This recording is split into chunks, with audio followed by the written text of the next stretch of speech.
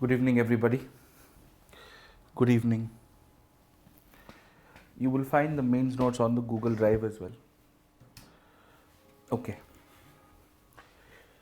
We're going to first do a quick reading of the Constitution of India and very specifically tell you exactly what is the text of Article 21.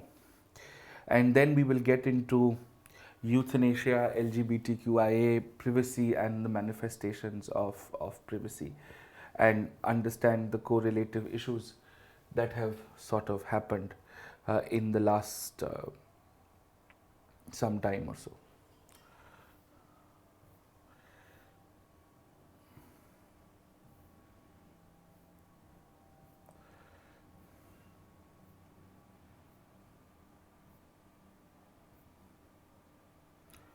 All right.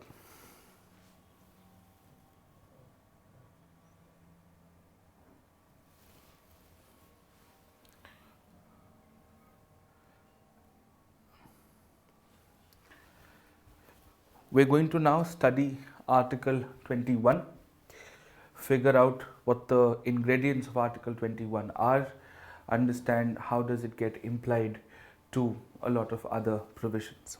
Okay, so let us start. Article 21 is perhaps considered the most important fundamental right. Several scholars, several jurists are of the opinion that if Article 21 exists, then you don't really need any other article because all other articles could be subsumed under Article 21. So you have to give due credit to the makers of the Constitution who have inserted specific rights as and when they were required, and also at the same time given the scope of interpreting multiple rights, of evolving the substance of rights primarily through Article 21. The text of Article 21 is a fairly clear one, and always remember the shorter the article, the longer are its discussions, the longer the article, the more self-explanatory it is. This is also true for mains questions.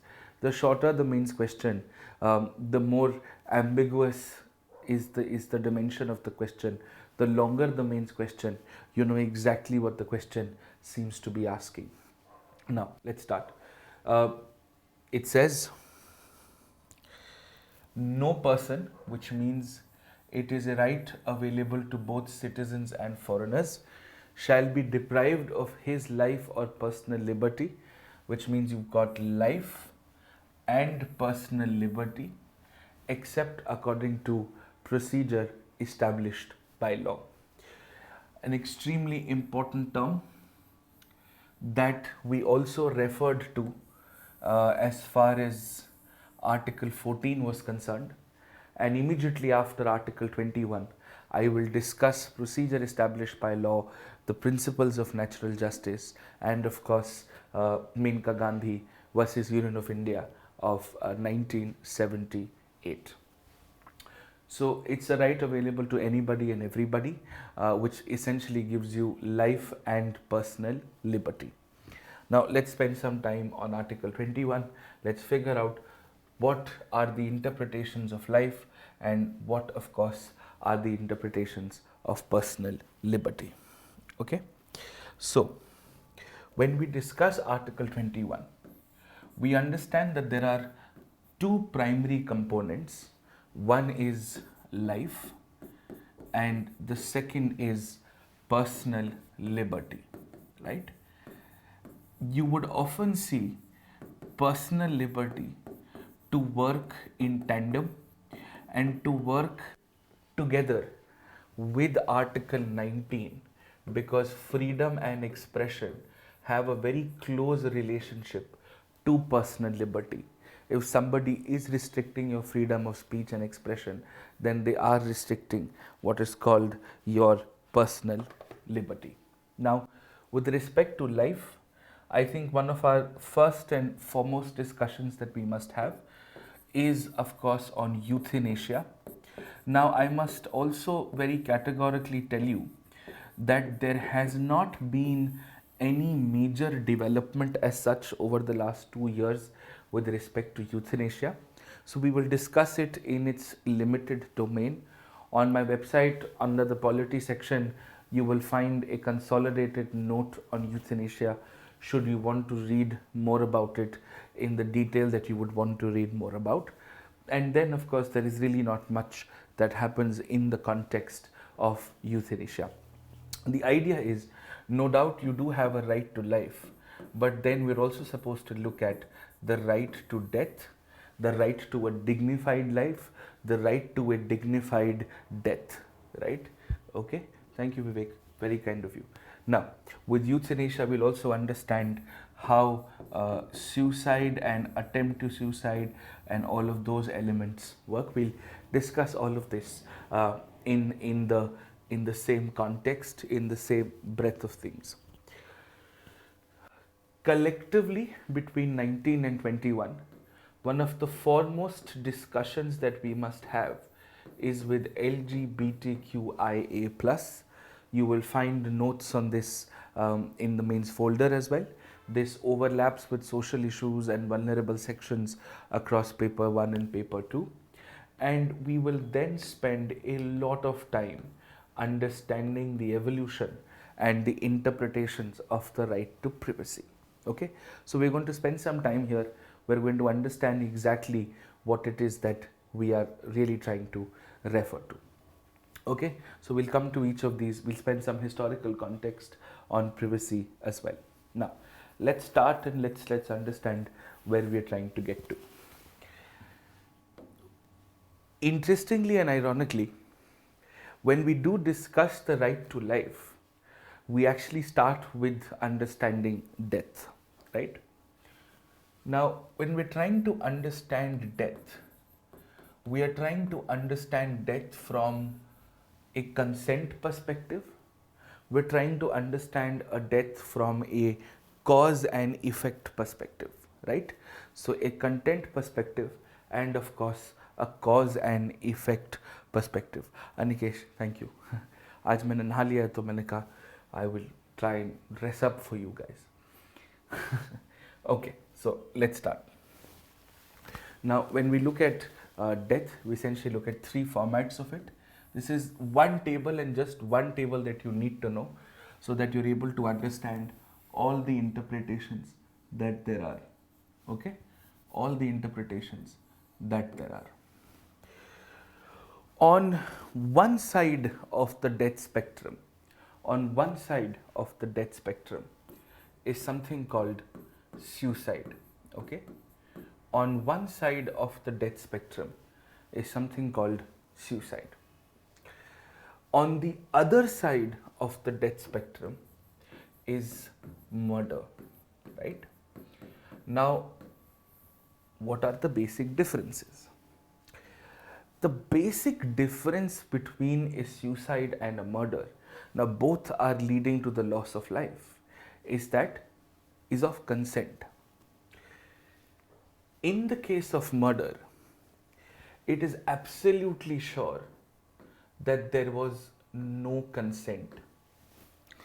And the legal terminology behind murder is something called culpable homicide, which means the word homicide means killing of a human being by another human being, and the blame for that must also be put to the other human being.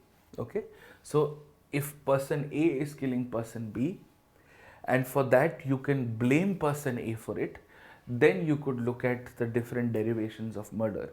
Now, there is a first degree murder, second degree murder, third degree murder. We'll come to that later. And for you as general studies students, you don't need to know. For law optional students, this is an extremely important topic, and you must understand section 299, 300, 31, 302 as far as your criminal law is concerned. This is very much a part of your law optional syllabus. Now, with suicide, this person wanted to kill themselves. Okay? This may be entirely because the person wanted to do that, or this may be because somebody would have told this person that, there is no point continuing your life, and you know what, why don't you end your life, right? Now, in both of these scenarios, it is assumed that the person is in sound mind and body, or it is assumed that there are no pressing medical circumstances, which is why a gray area between the two, an area which, if you look at it from one angle, could be looked at suicide, if you looked at it from another angle, could be murder, and if you looked at it from a third angle, it would be a merciful death, or a good death, or a good murder, or pain relief, or assisted suicide, depending on the terms that you want to get into. And that is why there is somewhere here in the middle where we do talk about euthanasia. Okay, now I'm going to come to that in just a bit. Let's spend some time on either of the two. With murder, this is the simplest of the lot. This is a criminal offense. This is an absolute criminal offense. This is under the Indian Penal Code. You have section 299, 300, 301, 302. In your Hindi movies, you would have heard of दफा 302 के तहत आपको murder के जुर्म में ये सज़ा सुनाई जाती है, right? So this दफा 302 actually comes from section 302 of the Indian Penal Code, and that's something we are not concerned with. What we're concerned with are actually the first two parameters to get a better clarity. Now, let's understand this. First, we will look at suicide from an outcome basis, right? First, we will look at suicide from an outcome basis. See, a person has attempted suicide. A person has attempted suicide, okay? Now, that attempt may have been successful, or that attempt may not have been successful. If the attempt has been successful, right, then of course the story ends here because the person is no longer alive. But what happens if the person tries to commit suicide? If the person tries to commit suicide and has not been successful, which basically means the person is not dead at all, the person is completely fine, the person is not dying, may have hurt or hurt themselves in any capacity. Now, the technical details are really not important for you, but I'll give you a simple example, and I want you to understand the irony here. If a person is undergone such tragic circumstances, right, such tragic circumstances that has compelled the person to think of ending their life, to think of not thinking that life is worth anymore, and if the person has not been successful about it, if the person has not been able to end their life about it, and that's where the sanctity of the law becomes questionable. For hundreds of years, attempt to suicide was a criminal offense. Was a criminal offense, which means if somebody tried to commit suicide and was not successful in committing suicide, then that person in the eyes of the law would have committed a crime. And this was under section 309 of the Indian Penal Code. And this was under section 309 of the Indian Penal Code. Okay? Now, this is obviously questionable. This is obviously problematic, because just think about the person, just think about the individual that we're referring to. Now, this attempt that we are talking about, This attempt could have happened for two reasons. First, if the person would have decided to do this on their own, or if somebody would have instigated this person to commit suicide. And that is called abetment to suicide.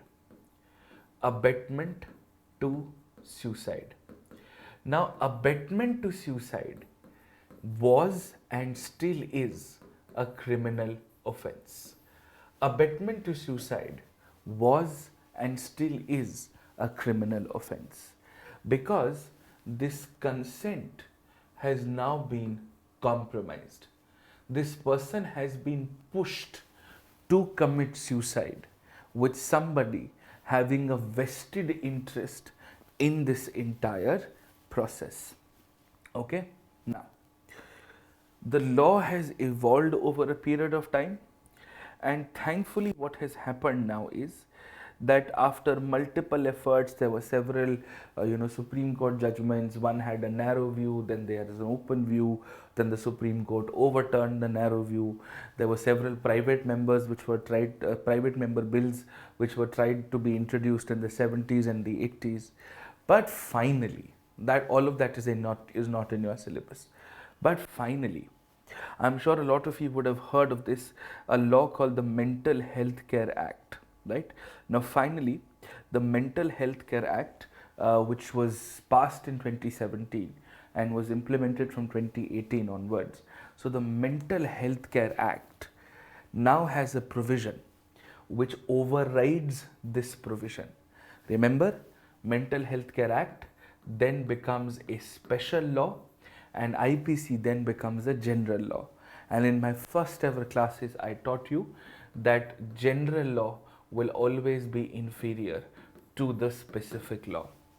So the Mental Health Care Act has a provision which says, notwithstanding anything in any criminal law, which means irrespective of anything under any criminal law, attempt to suicide will no longer be a criminal offense.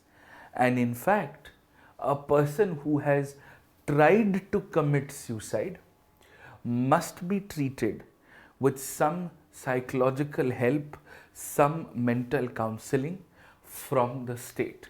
It should be the responsibility of the state to provide the same. So this is our current law on suicide. Very interestingly, this provision is still in the IPC. The Parliament has not been bothered enough to delete it, whereas this provision has now overruled this provision. Okay, so it is a very interesting sort of a legal position. Attempt to suicide is no longer a criminal offense under the Mental Health Care Act, which overrules the IPC provision which previously criminalized it, and it also extends state psychological support to the victims of people who were trying to commit suicide, right? But abetment of suicide or abetment to suicide, that still remains a criminal offense. If you were a law optional student, you would then get into further depth of this. You would get into its impact on medical legal cases. You would get into Gyan Kaur and the Maruti Dhuppal judgments. I will give you an overview of those, but they are not really relevant. You don't have to memorize those at all. I'll give you a Supreme Court sort of a judgment evolution on this. But as general studies law students, you don't need to know any technical details. But for law optional students, yes. Not even for political science, section B, Indian government and politics students, you don't need any more technicality than this as far as your suicide is concerned. Okay, now what differentiates all of this from euthanasia? Euthanasia is where there are some severe medical reasons. There are some severe medical reasons because of which there is a compromise to the dignity of life. Okay? There is a compromise to the dignity of life. Okay, there is a compromise to the dignity of life. Do we understand this? Is this okay? Sure.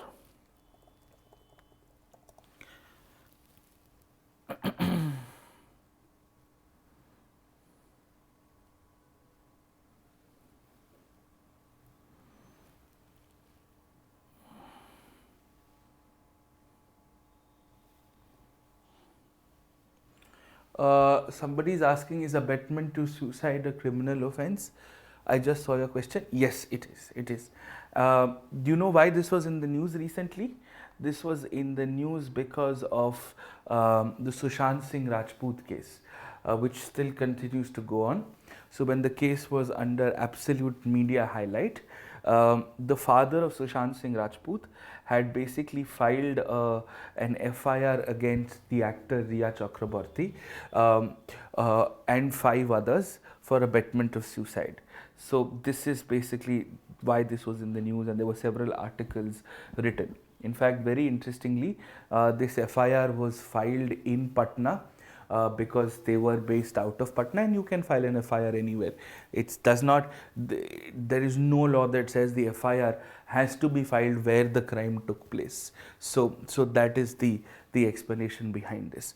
So if somebody is asking me technical details on what is abetment to suicide, allow me to flex my law knowledge muscle and tell you section 306 of the Indian Penal Code is where abetment to suicide is a criminal offense. It is a punishable offense wherein you could end up with a jail time of about 10 years and a fine, or both, or either of the two, right? So that's the law. Now, why are we talking about it? Usually what happens is the fine is usually paid to the relative or to the next of kin of the person who has committed suicide. Now, apart from this, the IPC also has a separate chapter on a general crime called abetment. You know that you've pushed somebody to commit any crime, and then there is, of course, you've pushed somebody to commit suicide. So abetment as a separate section, as a separate chapter. There also you have section 108, which talks about abetment, and the general definition of abetment is, of course, that you are instigating or pushing or engaging into a conspiracy to assist somebody to kill somebody, right? To kill somebody or to commit any crime. Now, generally these type of cases, abetment cases, are tried in sessions courts, which is like a lower criminal court. It's below the district or equivalent to the district in some cases in some states. Now, you cannot get bail for this type of an offense. You cannot settle this offense out of court, and the police can arrest you for this without an arrest warrant also. I'll come to the type of criminal offenses a little later, and because we're discussing this, when we do when we do articles 20 and 22 together, I will spend some time on the criminal justice system also and explain to you the journey of crime in India. So don't worry about it. It's going to be a very interesting discussion, but this is exactly what it is, right? So this is where somebody can arrest you without an arrest warrant. You don't get bail for this, and you cannot settle this offense out of court, right? Anyways, so the question is, suppose this person has pushed this person to commit suicide. Does this mean that this person has committed murder? No, not at all. No, because you are not immediately linked to the outcome of it, and you're not and your act has not immediately led to murder. You just told them to do something. They were the ones who actually jumped off a roof or any of those things. Now, the Supreme Court in 1997, just give me 30 seconds, I just want to 10 seconds to remember the case. The Supreme Court in 1997 in, I think, Shrinu versus Andhra Pradesh, if I remember my law school from centuries ago, I think Shrinu versus Andhra Pradesh, Supreme Court in 1997 had given a judgment that abetment to suicide is no longer considered as murder. Okay, Now the question is therefore, is that how will you know, how will you know run a crime around this? With respect to abetment to suicide, the courts usually look into two things. First, of course, is suicidal death, and the second is the intention of this person to sort of cause suicidal death. Okay. Now that's it and nothing else. Okay, sure. Now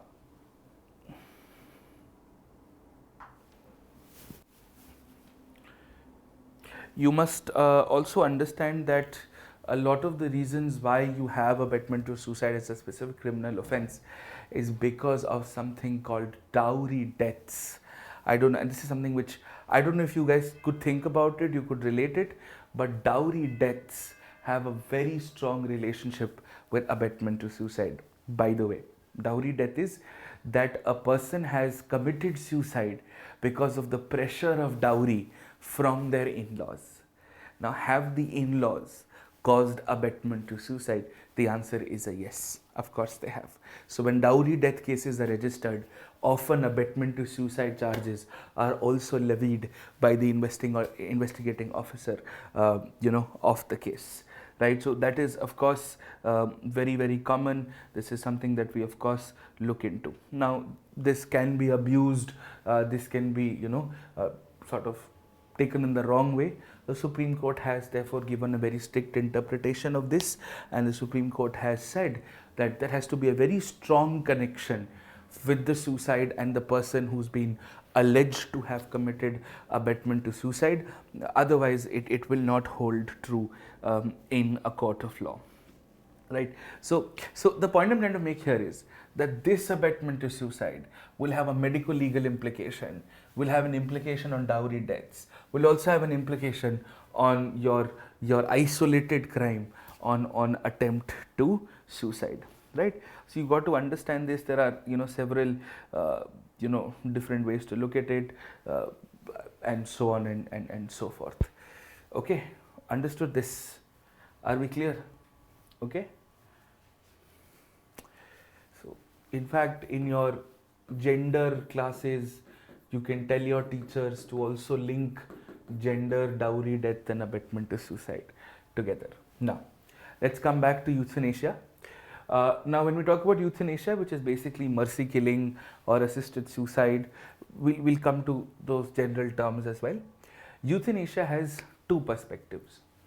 The two perspectives are, I get very excited teaching the law, very honestly, and criminal law is one of my favorite areas to teach, because there is so much circumstance in criminal law, there is so much of nuance in criminal law, and criminal law is actually very practical, to be very honest. Constitutional law is very theoretical, right? Governor should do this, president should do that, and all of those things. But yeah, okay. So anyways, let's look at it. So euthanasia has essentially two elements. In fact, I'm thinking of probably starting a series on laws Indians should know. I mean, all of us should know this. All of us should know this. Anyways, so euthanasia has basically two interpretations. The first interpretation is with respect to consent. Is the person able to give consent or the capacity to consent? And the second element to this is the method of how you are going to, execute euthanasia, how you are going to implement euthanasia. Now, there are two kinds of issues that arise out of consent in euthanasia. Is that first, the person is able to give consent, right? For example, let us say a person has met with a very serious accident, and as a result of this, the person has lost their limbs, they've lost their legs, they've lost their hands. They can talk, they can communicate, they're not in a coma, they are able to understand and process information, they're able to communicate what they want to say. So in that scenario, they are able to give consent and not give consent, right? So the person is not in a vegetative state. And the second is a person is in a permanent vegetative state or a very likely vegetative state, that the person is in a coma. Like for example, the person had some form of an attack, some form of a of a of an accident which led to a spinal injury, or led to a brain injury, or was in such a state of shock that the person has collapsed into a coma. Things like these that happen, right? And therefore the person is in a coma, right? And if the person is in a coma, then the person can't give consent. In this case, the representatives of the person, the guardians of the person, the well-wishers of the person are the people who have to sort of give some or the other form of consent. Okay. Now, with respect to method, this is very simple. There are two kinds of it. First is you simply withdraw life support. The person was on a ventilator, right? The person was on a ventilator, and you've basically withdrawn life support, right? What you've basically done is that you have withdrawn life support. Okay. This could be a ventilator, it could be a bypass machine, it could be anything, right? Withdrawn life support, right? And the other way of doing it is that you're injecting the person with something which is going to cause the arrest of the students, of the patients, arrest of the person in charge. So this means this is usually done by increasing the dose of morphine to the point that the body can't take it anymore, or inserting a lethal injection. So this is also a form of administering suicide, of administering euthanasia. Very interestingly, in some countries, capital punishment is also executed in the same manner. In a lot of countries, when people have to be given the death penalty, right? When people have to be given a death penalty, they have to be hanged unto death.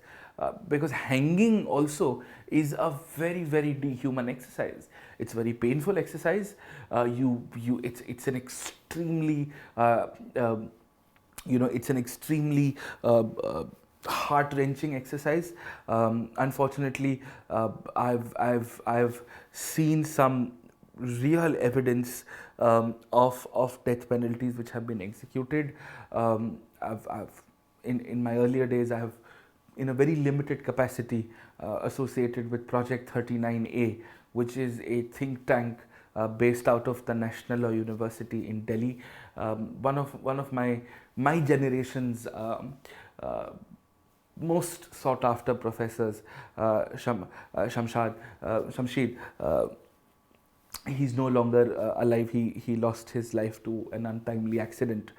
He's also someone who started an organization called Increasing Diversity for Students, where he was giving free education to students from underprivileged communities so that they can afford good legal education in India. And legal education in India is extremely expensive. So one of the other things that he used to also work on is called Project 39A. I will strongly recommend you to go to Project 39A's website, Project 39A's website. You'll understand why 39A has been written here. When we look up the provision of 39A in the Constitution, you'll understand why we are talking about Project 39A. So look up their website. Look at some of the reports, some of the things that they publicly write about death penalty. You'll understand how death penalty also has caste and class and privilege sort of interrelated into it. That most people who are awarded death penalty in the country are unfortunately people of underprivileged sections, people who could not afford good lawyering, beyond the larger debate of whether death penalty should exist or not. But anyways, the point is, capital punishment sometimes also has the same method of execution as euthanasia. Two completely different things, but the same process sort of exists, because hanging a person is in fact a very dehumanizing process, and several countries in the world have now started with the process of lethal injections. India still does not do this entirely. In some cases, we still do have the actual hanging of a person unto death. That's something we must very clearly understand. Okay, so this is it. This is largely what we are trying to talk about. This is something that we are trying to understand. Now, let me give you the law as simple as it is. The law is, according to a Supreme Court judgment called Aruna Shambhag, right? So it's an old case. It's at least a 10-year-old case. According to the Supreme Court judgment of Aruna Shambhag, euthanasia is partially legal.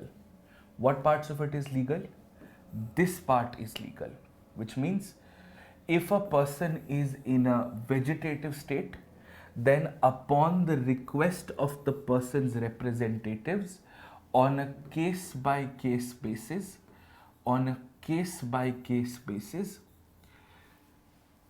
euthanasia may be awarded, and the person awarding it has to necessarily be the High Court, because the High Court, and please understand this, High Court is also the court which confirms your death penalty, and ironically High Court is also the same court which grants you your euthanasia, because at the end of the day this is a law and order issue, and law and order is in the state list, and the High Courts are the highest judicial organs of a specific state. Now, before the High Court decides this on a case-to-case basis, they will usually set up a committee. The committee will comprise of several experts, a cardiologist, a general physician, a psychologist, a police representative, and so on and so forth. So this is the law. The law does not specify how can euthanasia be granted. It just tells you that euthanasia can be granted. But what is also very interesting to notice, that in the case of euthanasia, it is actually the Supreme Court which has legalized euthanasia. This is a judicial intervention. And how we often use the term judicial legislation, like for example in the Vishakha case, where the Supreme Court basically in its judgment wrote down an entire law. Supreme Court's job is to review an existing law and not write a law in the garb of a judgment, right? So judicial legislation theoretically is a gross violation of separation of powers, because you're essentially doing the parliament's job. If you think an ordinance is objectionable, judicial legislation is a blot on parliamentary democracy. But the counter argument to this is that the incompetency of the parliament, or the inadvertency of the parliament to really take a proper action, has compelled the Supreme Court to do this. So the Supreme Court basically gave this judgment in Aruna Shambhag and said, you know, the High Court will set up a committee. The committee is going to comprise of so and so people, and then it will only be if the representatives have petitioned, then the committee will decide on the case-to-case basis. Now this sounds like a law. You're basically making a law. The only difference is it's a part of the judgment, right? And that is why the Law Commission and the Rangarajan Commission, both of them have recommended that the Parliament must make a specific law on euthanasia, must make a dedicated specific law on euthanasia. Okay, that's the need of the hour. Very recently, what has now happened is that we are now looking at something called a living will. Now, there has been a minor development here. The word living will is in the news for the last 5-6 years because of a petition which was filed by an NGO called Common Cause. We heard of this NGO in the sedition case also, right? So in the Common Cause case, very recently, the Supreme Court has authorized for something called living will. Let's understand what a living will is. A will, everybody understand, wasihat, right? That your property should go to X, should go to Y. This is how your property should go to. It's that. A living will is, suppose today I am in sound mind and body. Today I am in my conscience, and I take a piece of paper. Let's say I take this piece of paper and I write on this piece of paper that I, Atish Mathur, in my absolute consciousness and in full mind body and into the best of my knowledge, I am saying that tomorrow, in case something happens to me, because of which I am handicapped or amputated or I am in a vegetative state, then please administer euthanasia to me. Okay, then please administer euthanasia to me. I'll get this registered and then I will keep this. But for this, I have to be in proper sound mind, body, and shape. Suppose I go into an accident tomorrow, I don't have something like this, I am this person, now I can't have somebody come and write it for me. That is not allowed. For you to draft your living will, you should be able to draft it in good circumstances, in natural circumstances. So that has been allowed and you can now do this. And on a side note, what I must always recommend all of you to do is, if you haven't done it already, please pledge to donate all your organs in the event, in the unlikely event of your death. I know I have. I have pledged all my organs. I don't know how usable they're going to be because as you can see, I'm not exactly ISO 9001 certified, but whatever could be used and harvested out of my body, if it could give somebody else a new lease of life, I have done this. Please make sure that all of you do organs, and please do it through a proper channel. Please do it at a government hospital so that, you know, tomorrow if something happens, your life can be used to save somebody else's life or to give life to somebody else. Okay, a lot of your organs are still usable in case upon my death. A lot of my organs could be transported. Technology would be at such a level that they'll be able to preserve a person's organs for longer durations. So, you know, we must really pledge our organs as much as we can. Anyways, so this is your basic explanation on euthanasia. There is an Aruna Shambhag case, as I've told you about. There is a common cause case. These are the only two cases that you need to know as far as euthanasia is concerned. The solution is the parliament must have a dedicated law on it. You don't need anything else beyond this. And of course, international context is that several countries such as Belgium, Switzerland, Australia, Canada, you know, have sort of, you know, legalized euthanasia. Now, anything beyond this is not relevant, but if you want to read a longer consolidated note where I have sort of given the origin of the word, it comes from a Greek word which says good death. There are some related words also like palliative care. So palliative care is taking care of terminally ill patients. You are not fastening their process to death, nor are you slowing it down. You are basically making sure that you know, they are able to painlessly, you know, move over to the other side if there is another side at all, right? So that is something that we must know. That's the first part. The second part that we must understand in the right amount of detail as much as we can is this, right? In our initial years, in the Gyan Kaur's case, in the Maruti Dubbal's case, the Supreme Court has held a very narrow view. They've said that the right to life does not mean the right to death and we must not allow it. But in the Aruna Shambhag case, finally the Supreme Court, you know, comes to its senses, uses its wisdom and recognizes euthanasia as something valid, right? Thank you, Chetram. Yes, I will. Ruza, thank you so much. Very kind of you. Thank you. So this is how it is. This is what we are referring to. This is what we are talking about. And this is how most of the things have to be done. Are we okay with this? Do we understand this? Is this fine? Is this all right? Clear? Euthanasia is fine? Yes? There are some basic arguments for and against. So the primary arguments that support euthanasia are very simple. The arguments are that the primarily very simple arguments for euthanasia, and there are arguments against also. So the basic is that the people who support euthanasia, and you'll find this in the consolidated note, that is why I don't want you to sort of write anything down. You'll find it in one page. Don't worry about it, right? Now, yes, Santhara could also be looked into this context, absolutely. Now, the primary argument which is in favor of euthanasia is that it comes from an element of empathy and morality, which means that you must put yourself in the shoes of the other person, right? You will study about empathy and sympathy as concepts in ethics, right? And therefore it is extremely important for us to acknowledge the pain the other person is and value the wishes of the person if they were able to make so. Second is, you also have the right to die peacefully, right? If you have the right to life, you also have the right to die peacefully, an extremely important manifestation of 21. The third argument that you would make here is that you are giving control back to the person.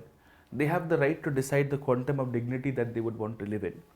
The fourth is, at the end of the day, if birth is a private matter, so should death.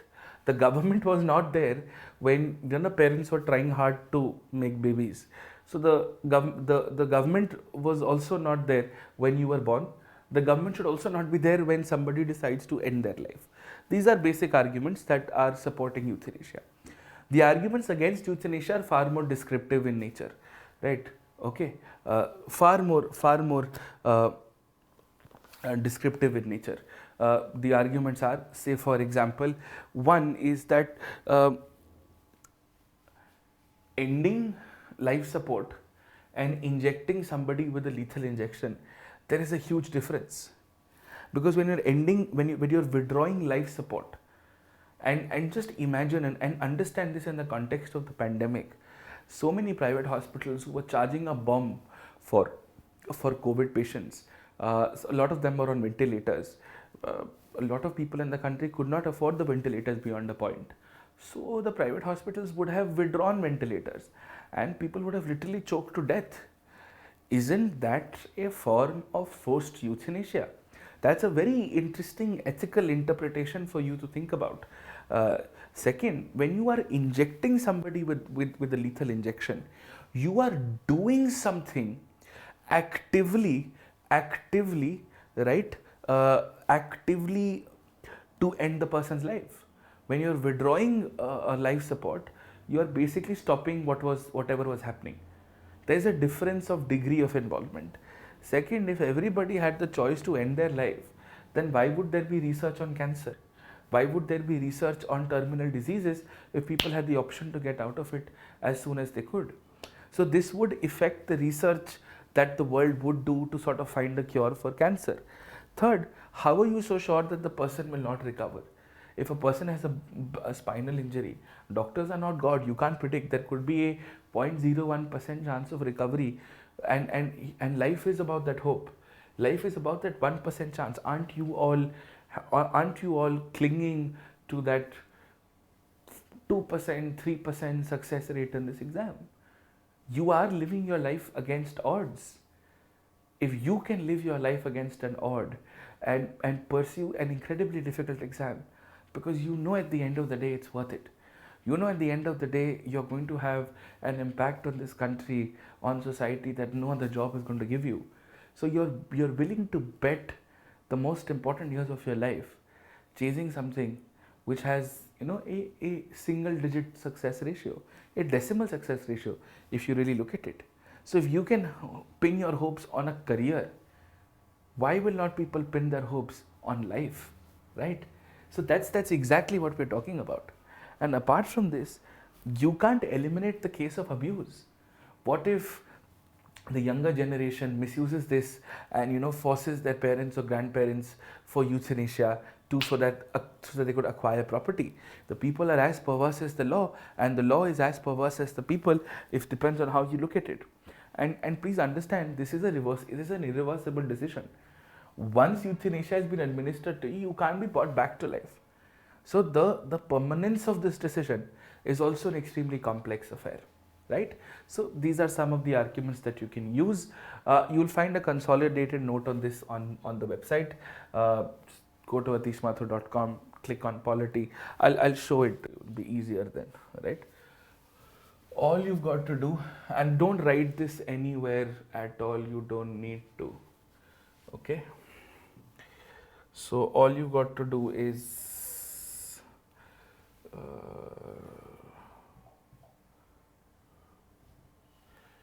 okay, go to polity. This is the website. Just go to polity. Once you're on polity, just scroll down a little bit. Sorry, just scroll down a little bit.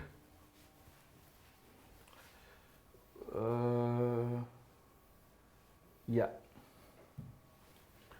there you go. What is euthanasia? The formats of euthanasia, some related terms to euthanasia, arguments in favor, arguments against, international positions on euthanasia, what is the current law on euthanasia in India, what are the Supreme Court judgments, Maruti case, Ratnam case, Aruna Shambhag, Gyan Kaur, what are some recommendations that have been given by several bodies, and what should your opinion be. In the rare case that you get a question from here, you will find this here. Okay, understood this? Yep. There is no formal stand communicated by the government as far as euthanasia is concerned. So that takes care of euthanasia for us. That takes care of one portion of Article 21 for us. We will now move to LGBTQIA. We finished the topic. I think you can take a 5-minute break. We'll start with LGBTQIA. You can read the article in the meantime and get prepared for LGBTQIA, right?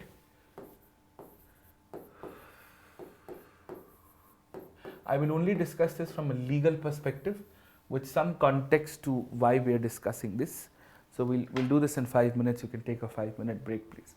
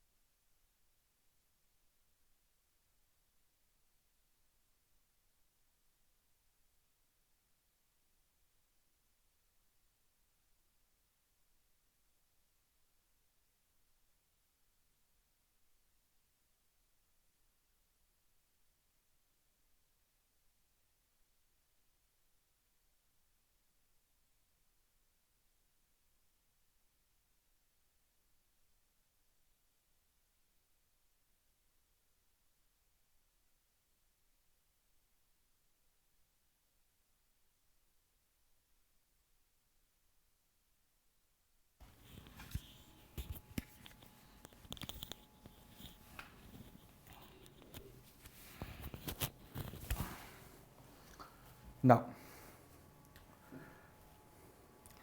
let us spend some time on LGBTQIA and understand what is it that we're referring to. You'll find the corresponding notes in the mains folder. Please read them in detail after the class today. Now, let's start again. Okay. This is going to be a slightly emphatic discussion because this is where most people in the country have absolutely no idea what it is that we are referring to. In our discussion here, I would expect you to not have any preconceived notions, and I would also expect that you would look at it with a completely open mind and give me the pleasure of your patient hearing. Okay, so let us start and let's understand what it is that we are referring to as far as LGBTQIA is concerned, right? So let's spend some time here and let's figure out what is it that we are referring to. You see, the discussion on LGBTQIA actually begins with our discussion on two extremely important words which are often correlated but they are not. The first word is gender and the second word is sexuality. Now, sexuality is relatively easy. Sexuality is relatively simpler to define.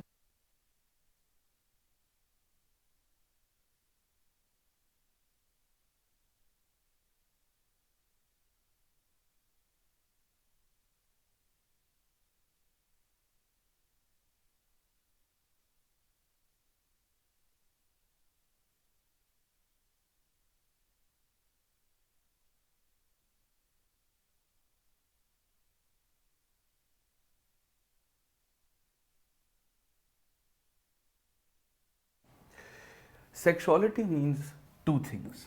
First, preferences of attraction, who you are attracted to. No, you don't need to make any notes, everything is already there. Preferences of who you are attracted to, what kind of a person you are attracted to in a sexual manner. Okay, we're talking about sexual attraction. The second is how you are expressing your sexuality, how you are expressing your sexuality, right? Now, your sexuality would mean through clothing, through your lifestyle, through your culture, through your cuisine, and so on and so forth. There could be so much. So, the second is a form of expression, okay, which is why Article 19 also gets activated when we talk about LGBTQIA. So, sexuality means two things.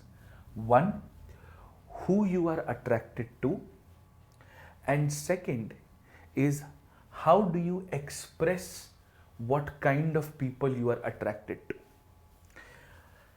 Now, all of this is somewhat dependent upon, is often sometimes linked with gender.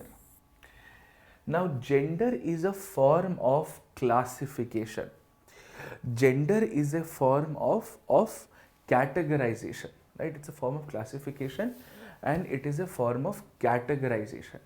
Now, when we say it's a form of classification or we say it is a form of categorization, what is it that we are referring to? What is it that we are trying to get right? So, just hear me out a little bit, okay? We say that on the basis of a biological consideration, we're going to say people in the country or people anywhere in the world are going to be either male or female. So a person is male because they have the biological characteristics of a male, and similarly a person is a female if they have the biological characteristics of a female. And on the basis of this, we identify two genders, and as long as time can be recalled, since time immemorial, these have been our forms of identification. But this entire classification is man-made. This entire classification is man-made, and therefore it is also what is called a social construct. We as a society have said that X is a man and Y is a woman because this is what a man should be like and this is what a female should be like. And on the basis of this is where we go wrong. We start attaching attributes to men and women. And this goes way beyond a century or a millennium. This goes way beyond. Okay? So now what happens is you start attributing personality traits, character traits,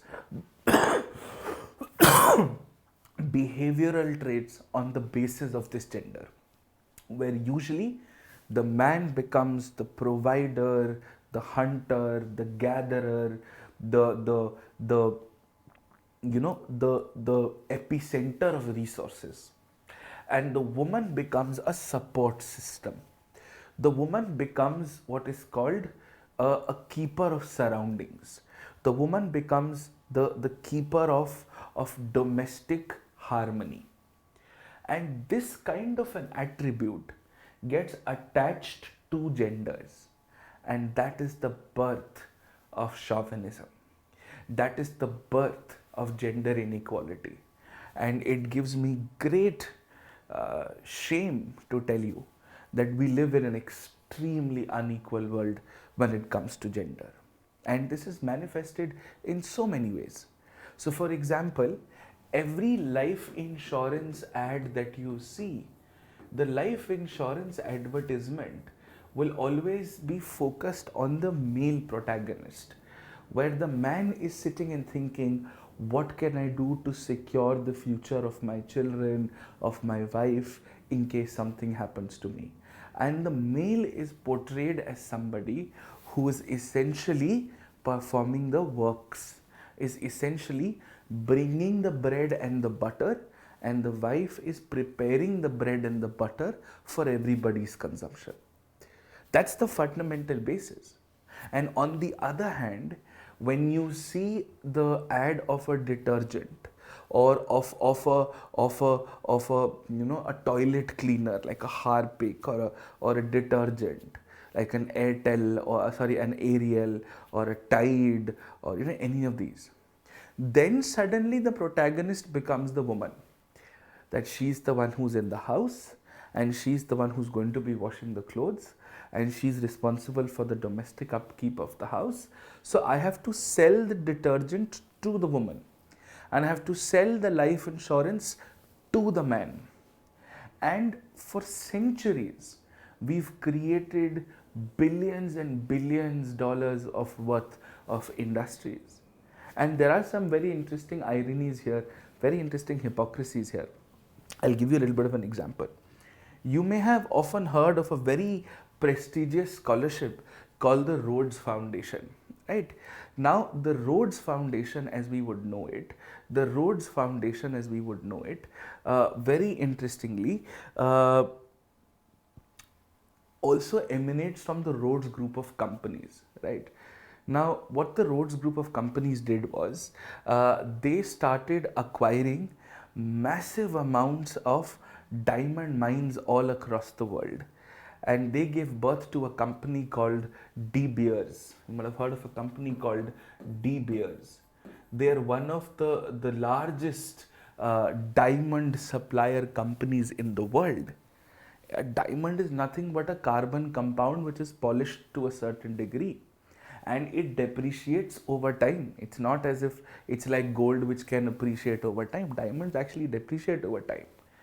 And then you start creating a cultural movement. You have, pop culture songs like if you like it then put a ring on it. Then you have, notions that the engagement or the wedding ring must be at least a 1 month salary. You have to propose. There must be a big diamond or a solitaire, and ultimately it is the men who are buying these diamonds for women, right? and that's how you create a multi-billion-dollar industry. All the cola beverages, for example a Thumbs Up or a Mountain Dew, which say that you need to have an action-packed life, will always have a male brand ambassador, always have a male brand ambassador, right? And this goes back to some of the most dangerous products also. Like for example, where tobacco advertising was far more open in the early years, there was a company called Marlboro, which used to advertise their cigarettes, and the advertisements used to be a bare-chested male riding bareback on a horse, and a white bare-chested male, by the way, riding bareback on a horse. That's a little bit of racism also there, and then lighting up a cigarette because it was a macho thing to do.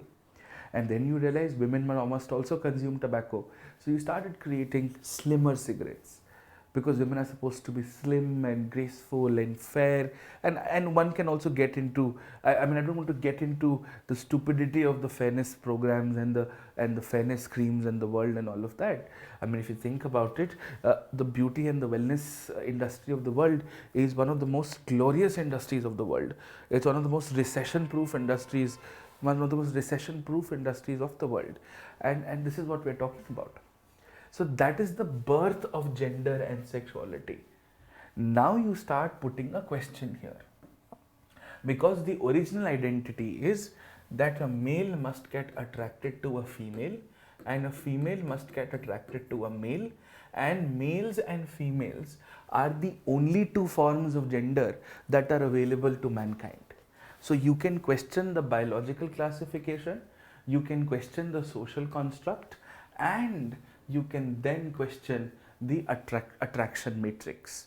And ladies and gentlemen, boys and girls, this is the birthplace of LGBTQIA and plus. And I'll give you what they all mean, right? So when I say LGBTQIA and then I write the word plus here, what is it all supposed to mean? What is it all supposed to refer to? I'll give you a very simple explanation here, right? So this is lesbian, this is gay, which means you are necessarily attracted to the same gender. So a woman being attracted to a woman and a male being attracted to a male is conventionally, traditionally called lesbian and gay. Bisexual, it gets a little more complex. Bisexual means if you're assuming that there are two genders, then you're attracted to both genders, which means the male is attracted to both males and females, and the female is attracted to both males and females. I'll come to T for transgenders in just a bit, and just give me some time on this. Just give me 2 minutes, I'm going to come back to this. Then you have something called queer. A queer is somebody who is still not sure of their orientation or their identification. They are not sure of who they are, who they are attracted to. They are figuring out, they're experimenting, or they're analyzing, they're introspecting, whatever the case might be. Intersex is the person who has both male and female biological characteristics, who has both male and female biological characteristics, chromosomes, gonads, organs, etc., etc., right? This is something which is often done, which is often by birth. Sometimes people are born with both the chromosomes. Then you have something called asexual. Asexual is somebody who's not having any sexual attraction to any gender. Okay, if somebody is not attracted to any gender, right? Then you have something called pansexual. A pansexual is if there can be more than two genders. So if a person is attracted to all genders, irrespective of how many there might be, then a person is pansexual. And the word plus here means anything else that could come here. So pansexual would come under plus. Then you have something called non-binary. So non-binary would mean a person who doesn't conform to the male and the female identification of gender. They don't classify themselves as male or female. For India, unfortunately, this is a it's a very niche idea to understand, but in reality, this is true. Now, what we must now focus on is what is a transgender, right? Or who is a transgender? I'm sorry. First things first, transgenders and intersex have nothing to do with each other. Transgender is an identification matrix, is an identification application, which means a person is biologically a male but believes that the person should actually have been a female. On the other hand,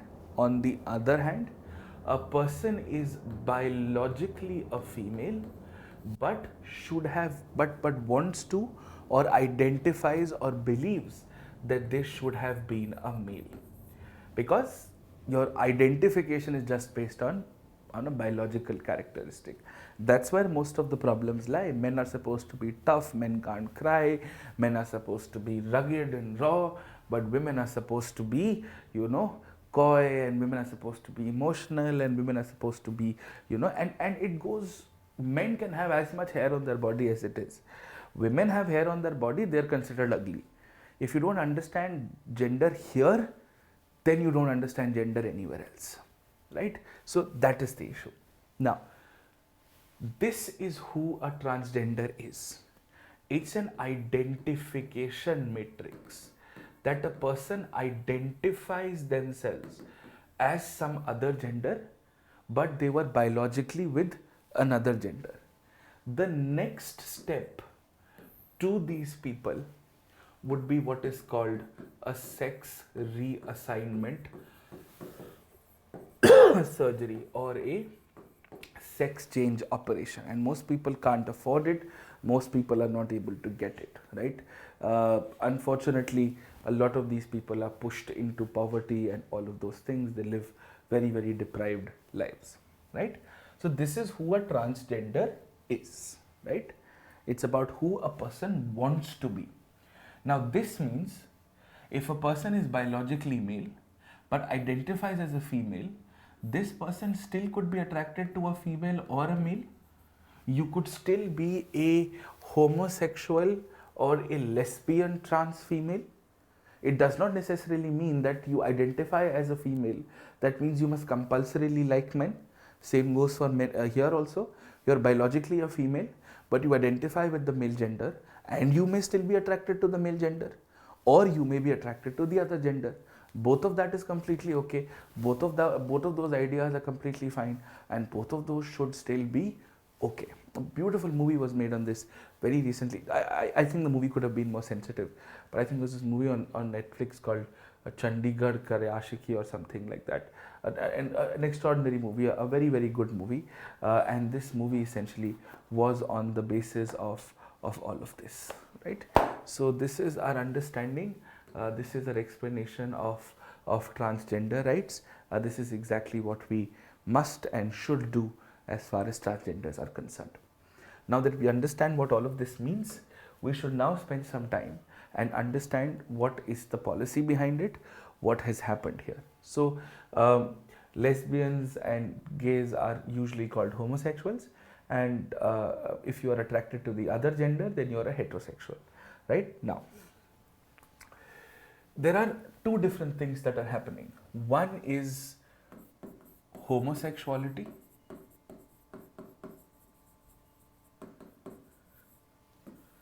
and the other are your transgender rights.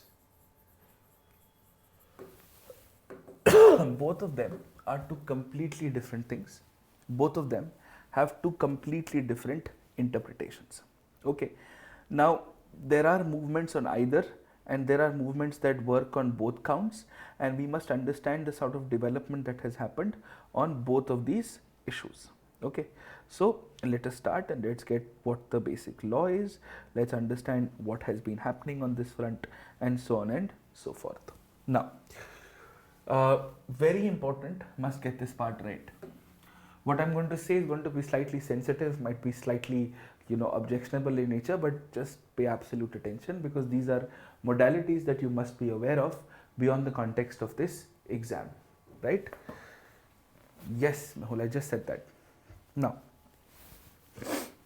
let us say there is a provision called section 377 of the Indian Penal Code. Now, this section 377 of the Indian Penal Code is of course a British era provision. It's been there since the British times because IPC is a British law. Now, section 377 of the Indian Penal Code refers to something called unnatural sex. It refers to something called unnatural sex, which means anything which is against the order of nature. And the order of the nature, and I'm going to be slightly graphic about this, the order of the nature is that the male reproductive organ, which is called a penis, is inserted into the female reproductive organ called a vagina. This is also called sexual intercourse, and this, as per Indian law, is considered as natural sex. The word homosexuality is nowhere mentioned under any provision of any law. It is through Supreme Court judgments, it is through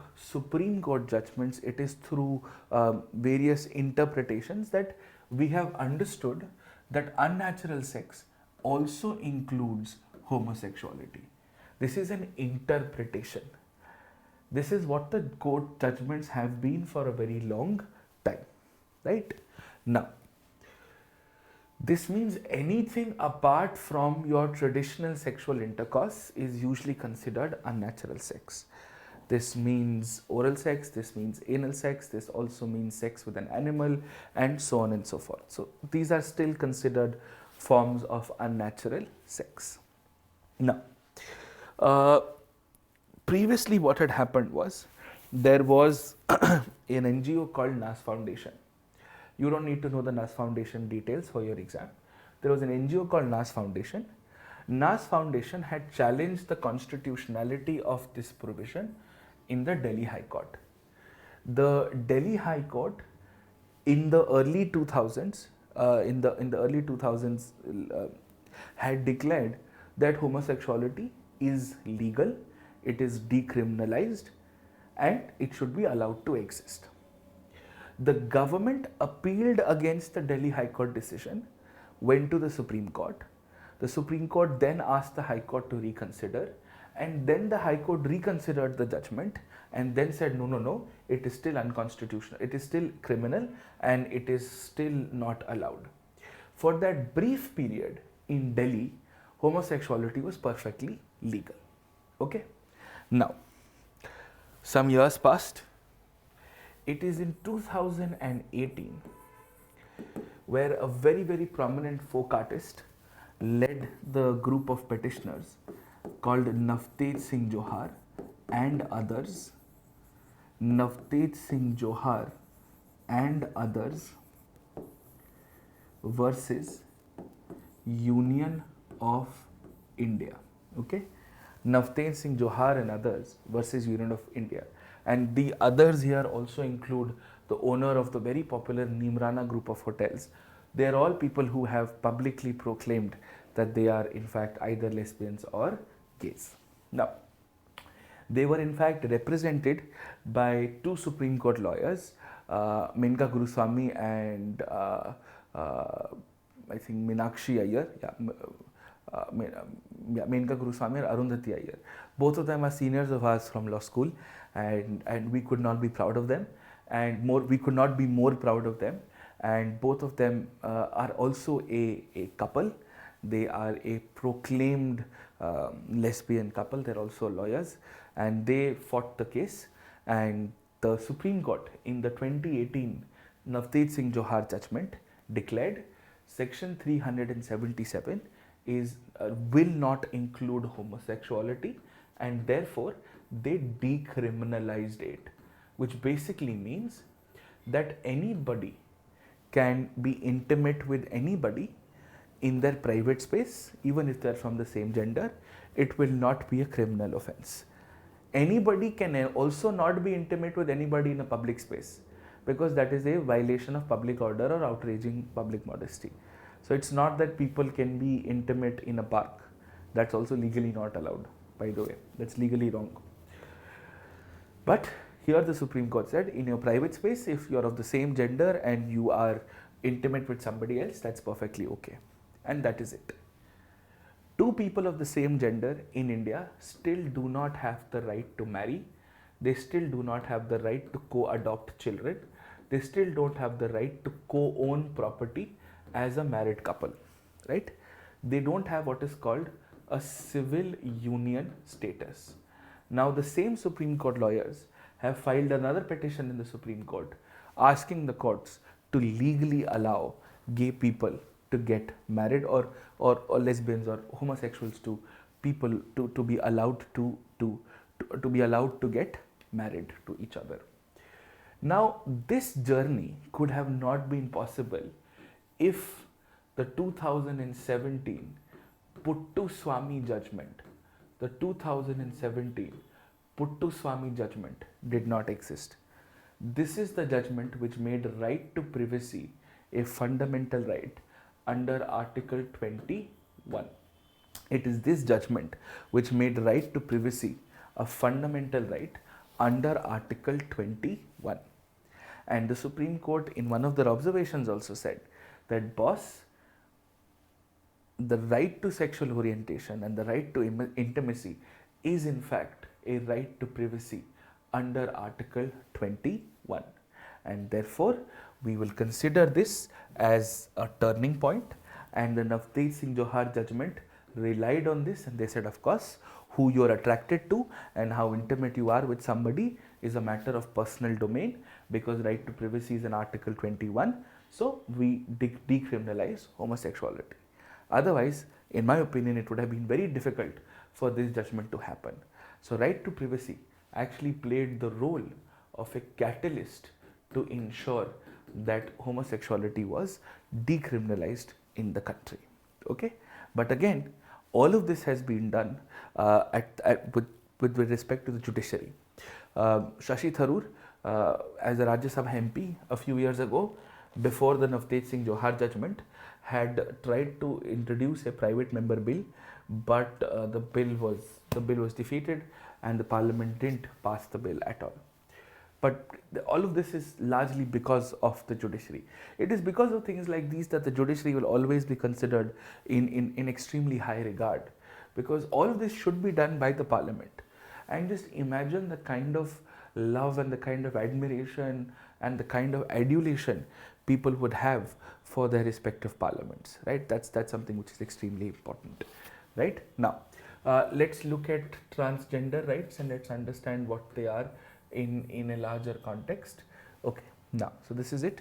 As far as transgender rights are concerned, it was in 2014, there was a judgment called Nalsa versus Union of India, which is the National Legal Services Authority against the Union of India, which basically was a public interest litigation in which the Supreme Court basically said two things.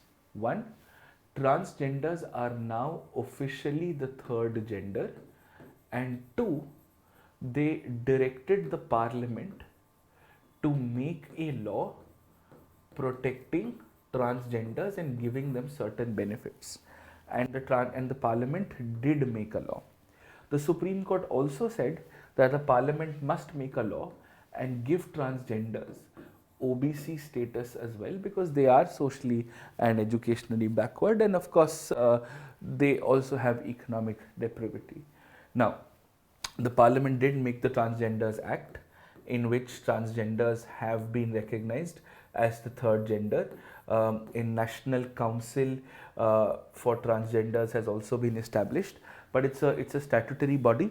It is not a constitutional body like the National Commission for Scheduled Caste, Scheduled Tribe or Backward Classes, which was India's most recent constitutional body apart from the GST Council.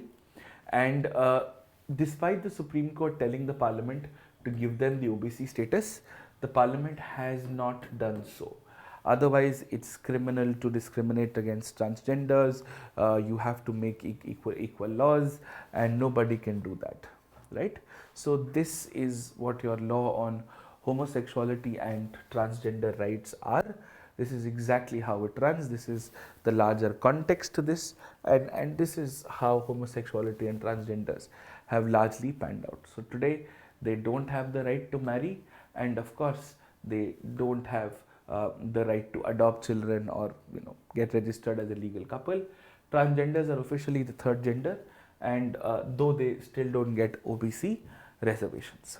Okay, so this is your larger ecosystem on homosexuality and transgender rights. I'll quickly run you through the notes also, so that you understand what is it that we are referring to, right? Just give me a second.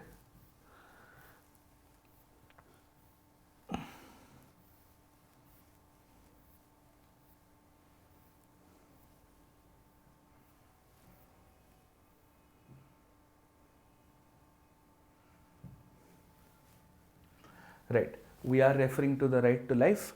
Of course, we've discussed this. Now, this is LGBTQ. For those of you who would be thinking, why is this format? Often you will see a lot of people with their profile photos like this. This does not mean that you are gay. This means that you support people who are. This means you support the idea of homosexuality. This means that you support the freedom of choice. And this is basically representing how there are diverse colors. People are also diverse, and people should have the right to be who they are, how they want to be, and in the ecosystem that they want to be, right? So this is how it is, and this is how it will always be. ठीक है, ये clear है, ये समझ में आया? Do we understand this? Is this fine? Is this all right? Okay, good. No, Amitesh, this is the only one. I've given you the explanation of what is sexuality and what is gender. Then I have given you the meanings of a few terms that I've already discussed with you. Then I have given you international positions. Netherlands, usually the Scandinavian belt is one of the most progressive belts in the world. Then I've given a little bit of historical context, if you can write it in your essays, that how in the ancient text kinnars or hijras were often referred to. Even during Mughal tenures, they were given places of permanence in the darbars. It is usually post the British rule where things have really gone down south as far as their rights were concerned. Right now, the current law and what it is, this is essentially what the law is.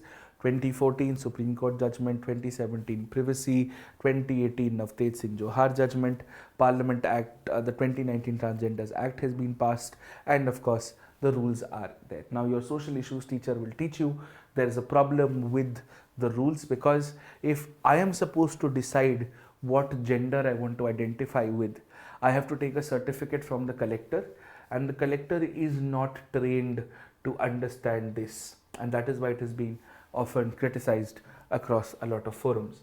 Your vulnerable sections and your social issues teachers will definitely cover this in detail.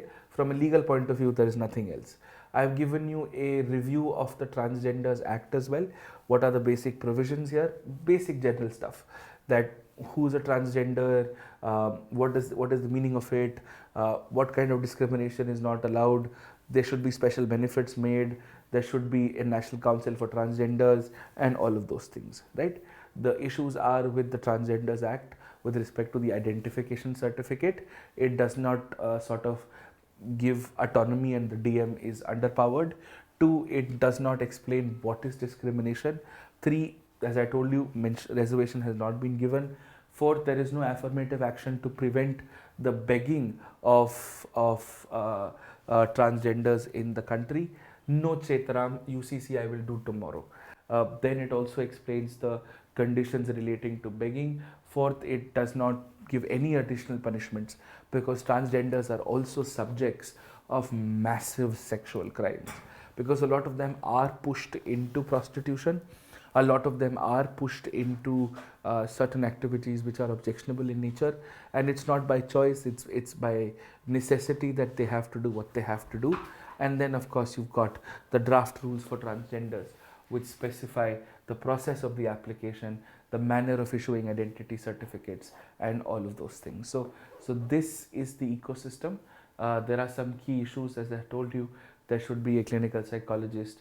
They say that you have to have a residence of 1 year before you apply, because this could therefore later on be the basis of OBC. Then of course there's an issue of collecting certain data and absence of certain welfare measures. So this is it that you need to know as far as transgender laws are concerned. What else can you do as a way forward? I've given this here. You can correlate and study this in consonance with your social issues as well.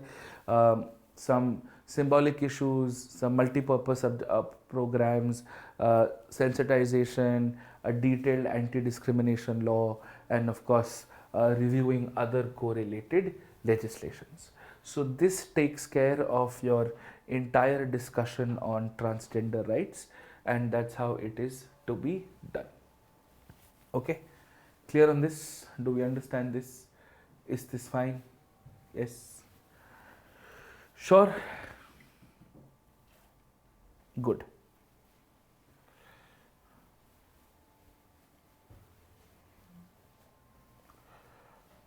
Yeah.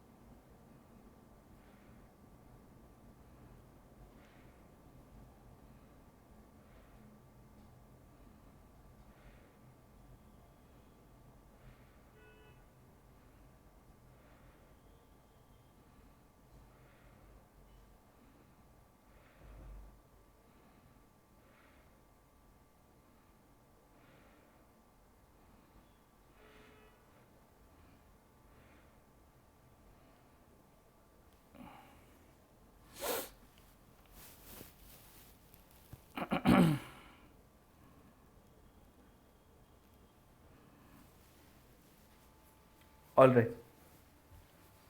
Done? Okay. Now we'll move to privacy.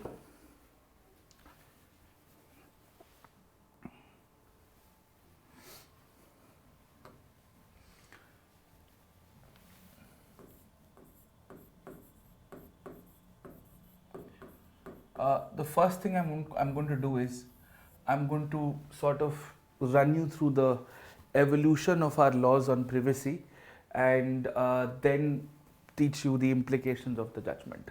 So let me just spend some time and teach you the evolution of our laws on privacy. They have nothing to do with the parliament. These are all Supreme Court decisions. So a timeline of Supreme Court decisions on privacy, right? Let's understand this.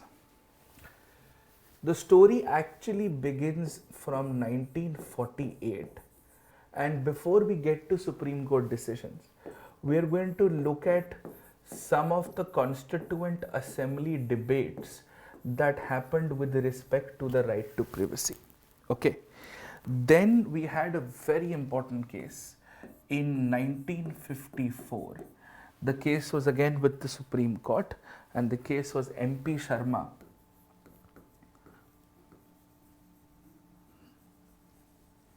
versus Satish Chandra. MP Sharma versus Satish Chandra.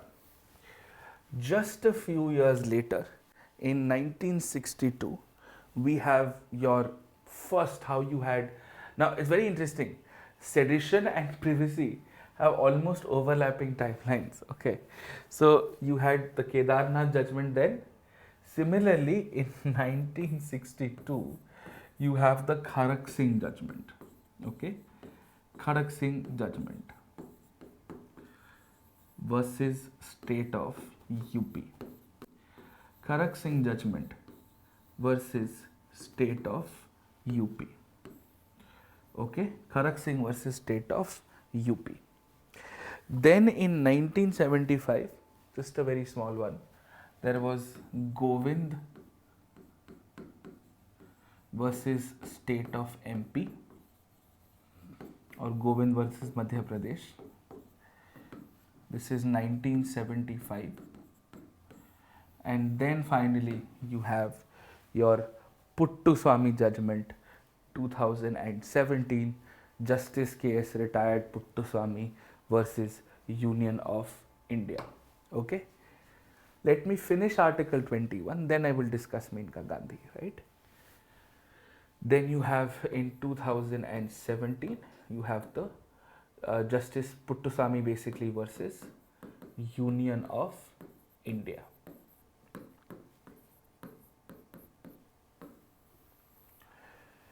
This is where a right to privacy properly becomes an implied right under Article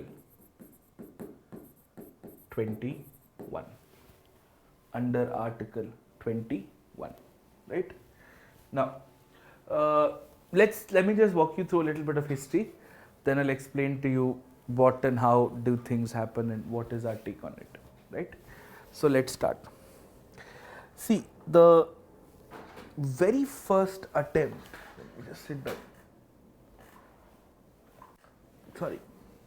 The very first attempt to think about privacy, the very first attempt to, really have a law on privacy, the very first attempt to include privacy in the Constitution actually starts from the Constituent Assembly debates, right? Now, the whole idea was the concept of privacy that we were discussing in the first few years of the Constitution versus the concept of privacy that we are discussing today, that has changed. In our years till about 70s, our definition of privacy was that the state should not arbitrarily interfere in our personal lives. Today, privacy is about orientation, it's about abortion, it's about surrogacy, it's about data, it's about information, it's about the right to be forgotten. So, as the time changes, the implications of privacy also change, right? Now, in the Constituent Assembly, there was a gentleman called Qais Sayyid Amaruddin, Qais Sayyid Karimuddin, right? Who had basically moved an amendment to the Constitution where there should be a fundamental right that people of this country should be protected from unlawful seizures and arrests from the government, because that's what the Britishers were famous for unreasonably arresting Indians. Now, Dr. Ambedkar said, you don't need to put it in the Constitution. It's already there in any of our other laws called CRPC, and you anyways have protection against unlawful arrest. So you don't have to, really make a specific provision with respect to privacy as such that, people should be protected from unreasonable searches, unreasonable seizures of property and material. You don't have to write that down specifically, right? He did say that it's a good idea for you wanting to do it, but we don't need to do this, and therefore you did not have an explicit place of what is called privacy in the Constitution. Then in 1954, this is actually a case of a group of companies called the Dalmia Group of Companies. Now, what happened with the Dalmia Group of Companies was that Dalmia Group of Companies had basically declared bankruptcy. Now, people said that the Dalmia Group of Companies have fraudulently declared bankruptcy and there is absolutely no need for them to do so, and therefore they are just trying to declare bankruptcy so that they don't have to pay their creditors back. And several FIRs of fraud were registered against the Dalmia group of companies. And with response to the FIR, the district magistrate of the area where the FIR was filed ordered for search warrants and search and seizures for the documents of the Dalmia group of companies. Right now, the company MP Sharma, the owner of it, basically challenged this in the Supreme Court and said that, boss, this is not allowed. You are finding documents without my permission and compelling a search which was not needed. This was also violating this person's right to incrimination, against incrimination, that you're forcing a person for documents that the person does not want to show. Now, the Supreme Court said that, boss, and it was an 8-judge bench of the Supreme Court. The Supreme Court said that, boss, I understand your concern, but right to privacy is not explicit, and therefore we cannot give you the kind of relief you are asking. And I understand that the 4th Amendment to the Constitution of the US has something similar, but we don't have it here in India, and we will stick by what the Constitution says. So the Supreme Court also took a very narrow view as far as privacy was concerned. Now in 1962, this is where you would have heard of a Hindi proverb that says "Khadak Singh ke khadakne se khadakti hain khidkiyan," right? So basically what had happened was, Khadak Singh was a person who was charged with dacoity. He was allegedly a dacoit, right? But the police had to let this person go because of lack of evidence. Now, in the police manual of UP, in the police rules of UP, the police could keep a check on suspected criminals. So the police used to come knocking at Khadak Singh's house at 1 o'clock in the morning, at 11 o'clock at night, seeing if the person is here, if the person has not gone anywhere, if the person is doing something odd. And imagine, an alleged dacoit went to the Supreme Court and said, my right to privacy is being violated because the UP police is coming and knocking at my door at 1 o'clock at night, at 11 o'clock at night. The 6-judge bench of the Supreme Court said, you are absolutely right, Mr. Alleged dacoit Khadak Singh, and these domiciliary visits at night are completely illegal, they should not happen. But the regulations are fine. We will strike down the provision where UP police was given the power to visit your house at night. That is not allowed, that should not happen. But they can come meet you during lunch, during tea, and all of those things, right? Now, similarly, a very similar set of issues happened in 1975 in the Govind versus Madhya Pradesh and another case. Again, similar surveillance, domiciliary visits, and so on and so forth. Supreme Court said that, boss, this person Govind was actually under surveillance. This person challenged the laws which gave surveillance powers to the MP police. The Supreme Court dismissed the petition and said, boss, I understand your concern, and warned the MP police that tread cautiously. One step you take which is not right, I'm going to shut your entire regulations down.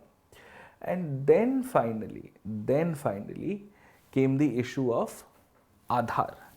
The constitutionality of the Aadhaar Act was challenged in the 9-judge bench in 2017 in the Puttaswamy case, okay, where there were several matters that were all put together. Somebody was challenging whether individual data was safe under Aadhaar or not. Somebody was challenging that the national security ground under which the government can ask for anybody's Aadhaar data. Different things were being challenged. So this judgment actually had 2 portions. One, what can the government use Aadhaar for?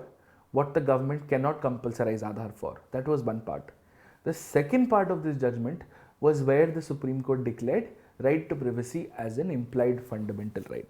So this judgment, except for allowing the government to make Aadhaar compulsory for welfare, did not do anything else.